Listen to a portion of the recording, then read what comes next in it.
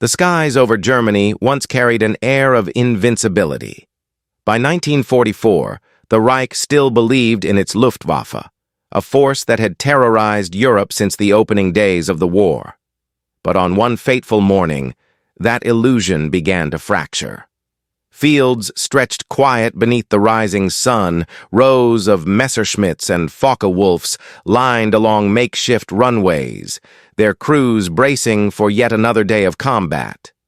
Young pilots, barely out of training, pulled on leather gloves, adjusted oxygen masks, and tried to bury the gnawing thought that the Americans were coming in greater numbers than ever before. From the west, a new hum emerged. Deep, steady, relentless. It was not the sound of a few enemy bombers slipping across the border. It was the roar of hundreds of P-51 Mustangs, their long noses cutting through the morning haze, their silver wings catching the light like blades. For the Germans on the ground, the sight was staggering. Never before had so many fighters massed together, not just to escort bombers, but to hunt. These Mustangs had not come to guard, they had come to dominate. Inside one cockpit, Captain William Harrington steadied his gloved hands on the controls. His squadron stretched out across the sky in perfect formation, a sea of American steel. The Mustang was unlike any aircraft he had flown before, fast, enduring, capable of chasing down enemies at any altitude. Today, its mission was clear. German industry had to be strangled, and the Luftwaffe, the last shield, had to be broken. Radar stations along the Rhine crackled with frantic reports. Enemy contacts, too many to count. Alarms wailed across airfields. Pilots scrambled into cockpits. Engines coughed to life, and the once quiet countryside erupted into chaos. German commanders shouted into radios, urging their boys into the sky. But even as wheels left the ground, a chilling realization was sinking in. This was not another defensive sortie.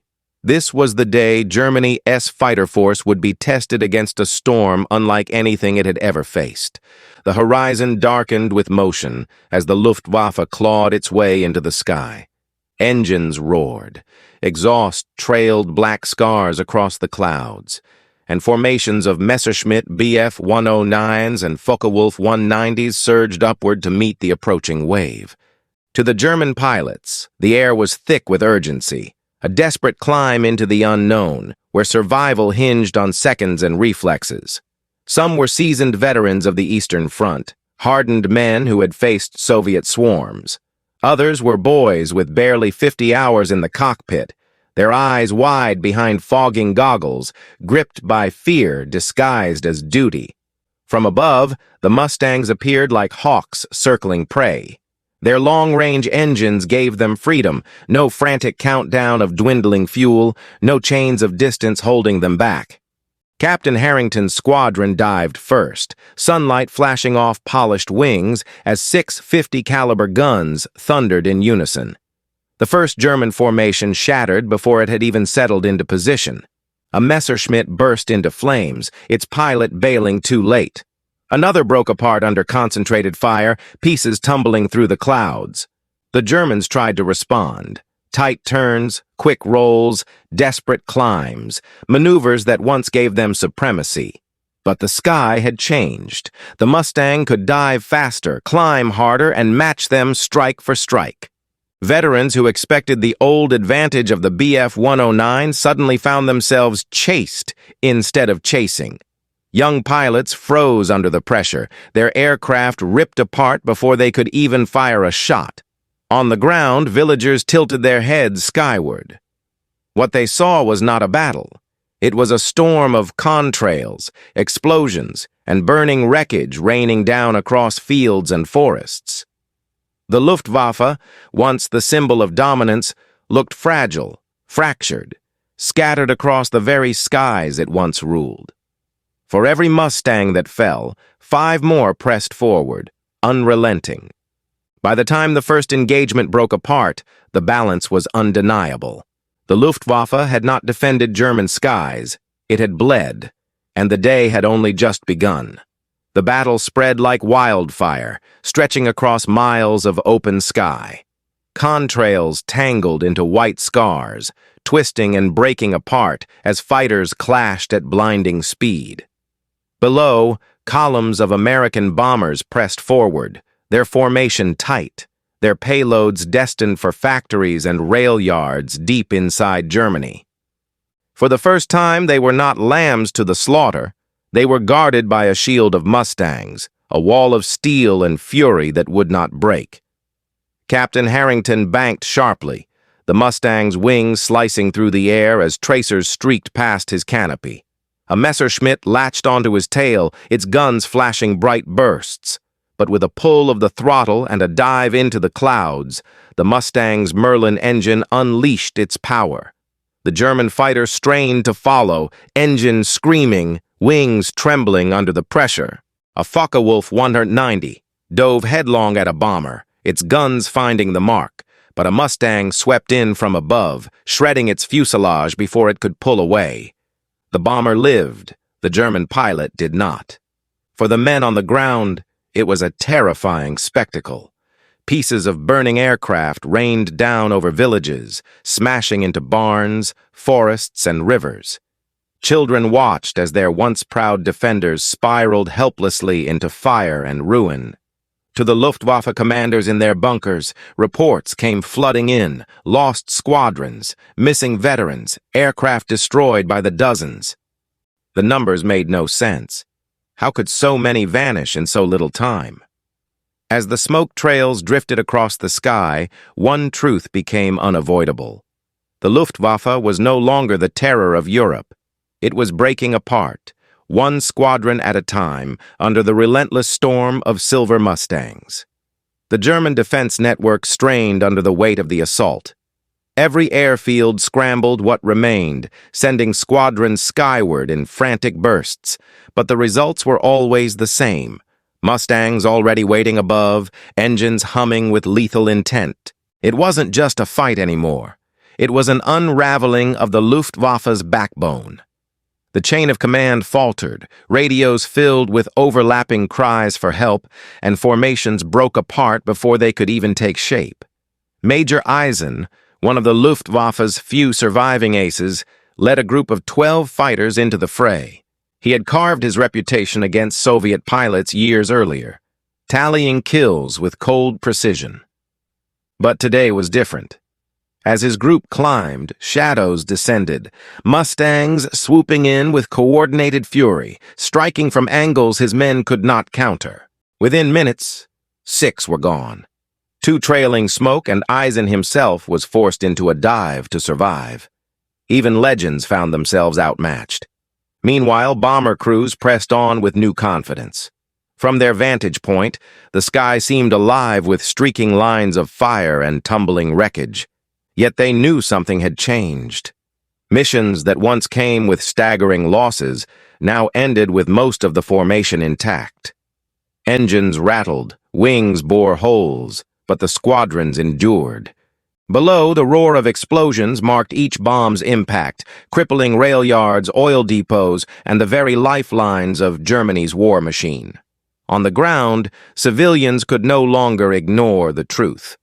The thunder that once symbolized protection now marked destruction. Airfields littered with shattered Messerschmitts and Focke-Wulfs became grim monuments to a fading power.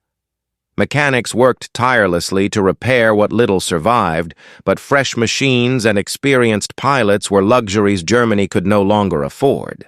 For the Allies, the shift was monumental. Intelligence officers recorded the day's tally with astonishment. Hundreds of German fighters gone, entire squadrons erased from the map. What had once been a duel for air superiority was rapidly becoming a one-sided collapse.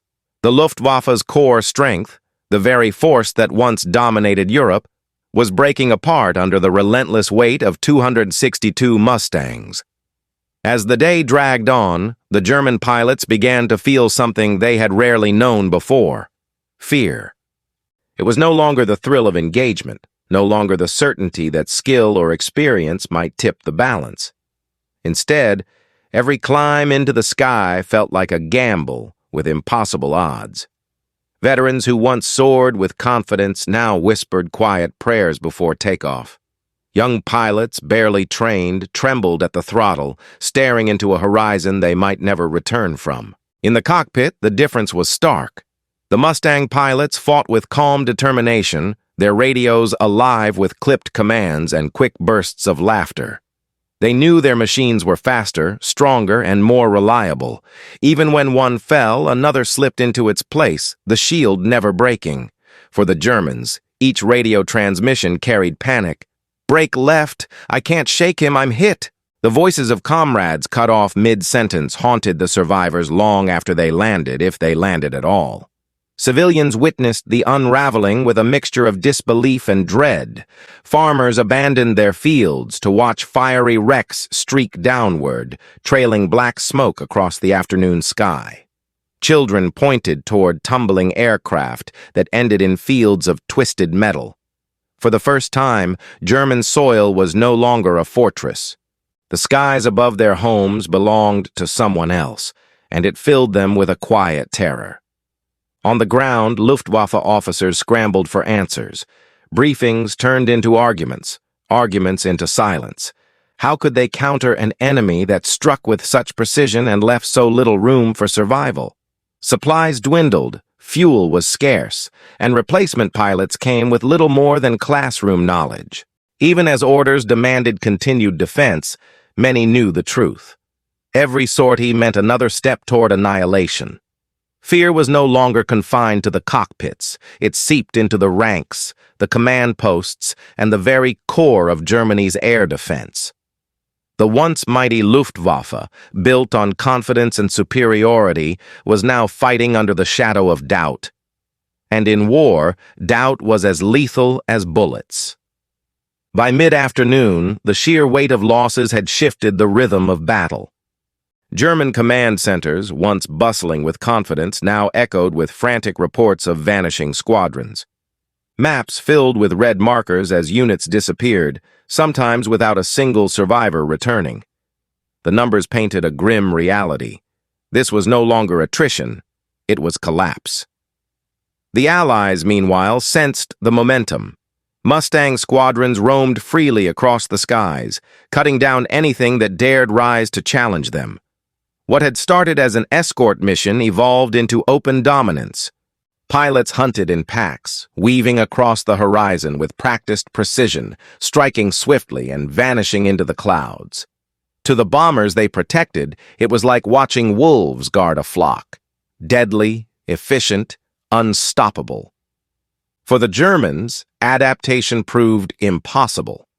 Tactics once relied upon, vertical dives, surprise ambushes, tight spirals, failed against Mustangs, whose power-to-weight ratios and range erased every advantage. Even coordinated counterattacks dissolved under relentless pressure. Squadrons sent to defend vital targets often arrived too late, already scattered by roaming fighters that seemed to materialize out of nowhere. On the ground, consequences mounted. Factories shuddered under the impact of bombs, fuel reserves burned unchecked, and supply chains faltered. The Luftwaffe AS role as guardian of the Reich was slipping away before the eyes of its people. Each day the cost grew heavier, but this day, with the loss of hundreds of fighters, marked a threshold they could never cross back from. For Allied leadership, the reports confirmed what many had hoped. The balance of air power was no longer contested. American commanders wrote with astonishment of the unprecedented devastation, realizing that Germany's fighter corps had been gutted in a single day. The tide of war in the skies had turned irrevocably. By nightfall, the air was quiet. Only the drifting smoke trails and shattered wrecks bore witness to the scale of what had unfolded. For Germany, the day was not just a defeat. It was the unraveling of an entire air force. The Luftwaffe had once been a name that carried weight across the world. From the Blitz over London to the sweeping victories on the Eastern Front, it had seemed untouchable, an iron shield stretched across the Reich. But on this day, with 262 Mustangs carving through their ranks, that legend fractured before the eyes of all who watched. In the villages surrounding the battle, people whispered of the collapse.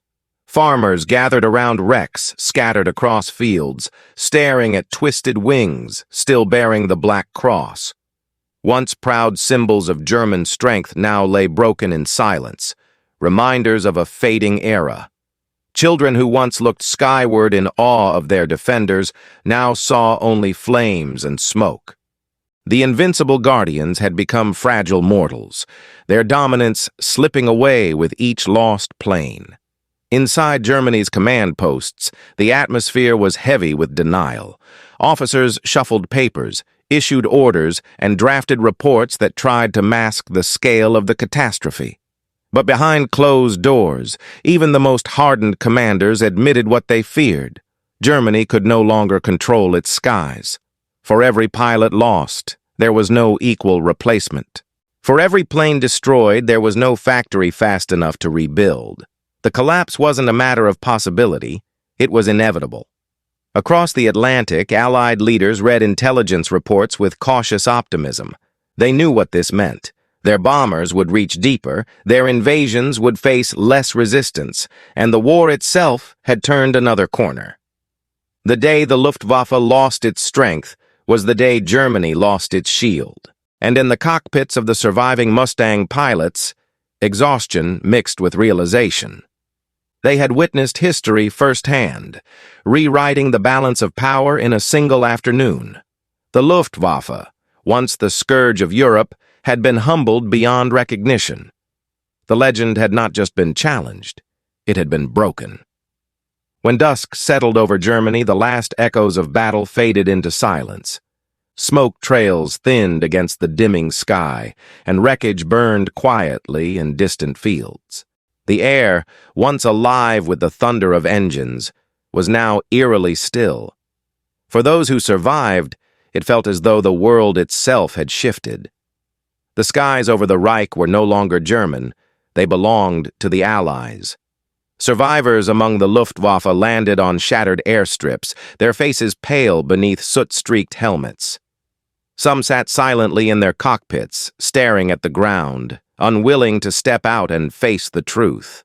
Others stumbled into briefing rooms, where officers could offer no comfort, only casualty lists that stretched longer with every page. The numbers were brutal. 262 Mustangs had cut through Germany's fighter force in a single day, leaving hundreds of planes destroyed and entire squadrons erased from history. For civilians, the memory burned deep. Villages spoke in hushed tones of the day the sky fell, recalling the sight of fire raining from above and the constant thud of wreckage hitting Earth. To them, it was no longer just a battle. It was a turning point, a visible sign that Germany's war machine was crumbling. Mothers clutched children tighter, fathers stared into the distance, and the sense of invincibility the Reich once promised dissolved into fear. For the Allies, the day marked more than victory. It marked dominance. No longer would their bombers face the skies alone. No longer would the Luftwaffe dictate the terms of war. The shield of Mustangs had not only crushed Germany's fighters, it had shattered their aura of supremacy. The Allies had seized the air, and with it, the path to final victory grew clearer. History would remember it as the day the Luftwaffe broke, the day Germany's skies changed forever. Not by slow erosion, but in a single thunderous clash that left no doubt. The age of German air power was over.